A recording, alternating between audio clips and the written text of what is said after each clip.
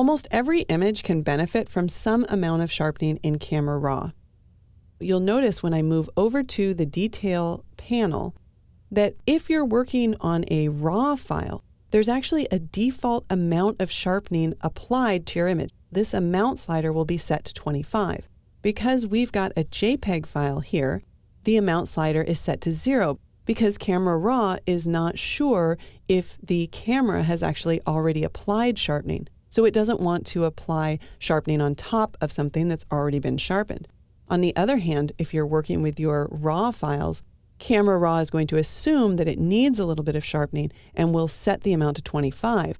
That amount, that 25, is actually different under the hood based on the camera that you've used to capture your image. Even though you might bring up 10 different images from 10 different cameras, the amount setting in Camera Raw will always be set to 25, but under the hood, some of those images are getting more or less sharpening depending on the quality of the sensor and the camera that they were photographed with.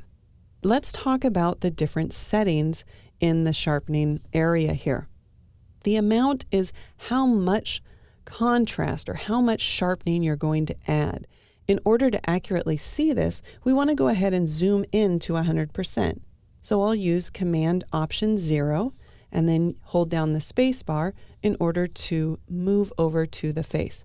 In fact, for the tutorial, I think I'll even zoom in one more time using just Command plus to make sure that we're seeing the effects as I move the different sliders.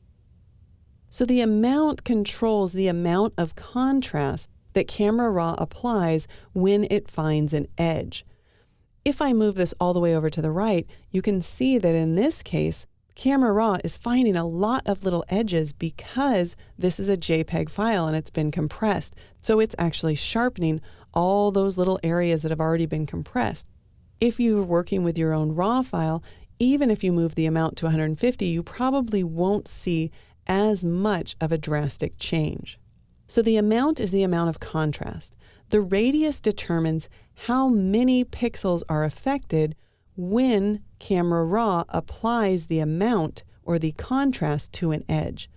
If I move this all the way over to 3, you can see now there are little halos that are starting to appear along edges. For example, we've got a halo right here where one side of the edge is darker along the wood, and then along the wall the edge is lighter.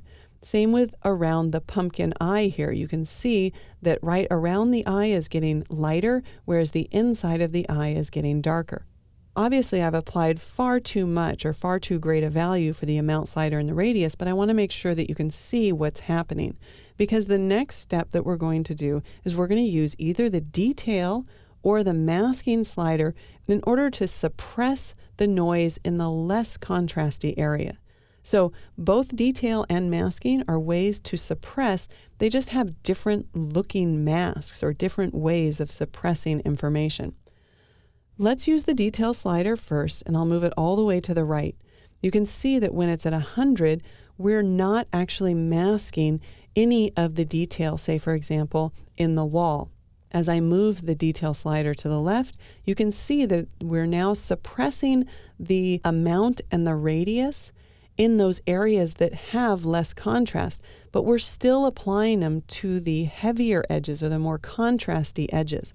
And if I tap the P key, we can toggle on and off the preview, and you can see that in fact the image does look sharper, but the edges that we're applying the sharpening to are only the most predominant edges. If I hold down the Option key and we start sliding the detail slider, you can actually get a good visual of the areas that are being suppressed. So if we move the detail slider all the way to the right, you can see that the amount and radius are being applied to all of the edges throughout the image. As I move the slider to the left, you can see that I'm reducing the amount of sharpening applied to the areas that have less contrast, like that back wall and the face of the pumpkin. But it's still being applied to the high contrast areas, like around the eyes and some of the straw maybe that's in the scarecrow's neck. Let's go ahead and remove that detail by moving it all the way to the right again. And now I'm going to use the masking slider in order to remove or mask the detail in the less contrasty area. So you can see as I move this over to the right, I'm eliminating any sharpening from happening in the areas that are not as contrasty. If we hold down the Option key with the masking, you can see that where the mask is black is where I'm suppressing the sharpening. No sharpening's happening there. Where the mask is white, that's where the sharpening's occurring. So as I move this to the left, you can see that we are now sharpening the entire image equally in all areas. And if I move the mask to the right, we're suppressing the sharpening in the areas that have less contrast. And they're just two different masks, but they're actually really important because if you look at the mask that's created with this masking slider, you can see that it's much more organic. It's not as sharp. So the way that you want to suppress the noise when you're working on portraits is by using this masking slider. It doesn't look as good, however, on an image like this, where you've got a landscape or you've got a lot of high frequency detailed areas. In a case like this, I would want to use the detail slider and just use it to suppress the sharpening from being applied in the lower frequency areas. Obviously, this is still too much, so for the final sharpening that I would actually apply to this image, I'm going to bring the radius way down to maybe near 1 or 1.2, and I'll bring the amount slider down as well. And now we can tap the P key to toggle the preview on and off. Because I don't want to over sharpen at this point. I want to add enough sharpening here to make my image look good. This is considered capture sharpening. This is not the sharpening that I want to do for my output device. That is going to be applied either when I export the file or if I use the option here to save out my images. Or I could even apply the output sharpening after opening the image in Photoshop, adding layers, making adjustments, and when I'm finally finished with the image, that's when I'd want to sharpen it in Photoshop for my output device. So as a reminder, the detail panel in Camera Raw is for adding your capture sharpening. The amount slider is going to add the contrast to trick your eye into thinking that the edges are sharper. The radius determines how many pixels are actually affected.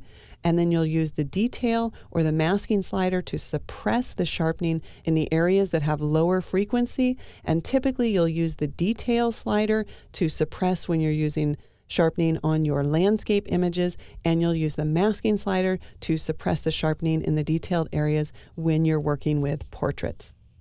As you can see, adding sharpening to exactly the areas you want is easy once you know what each of these sliders controls.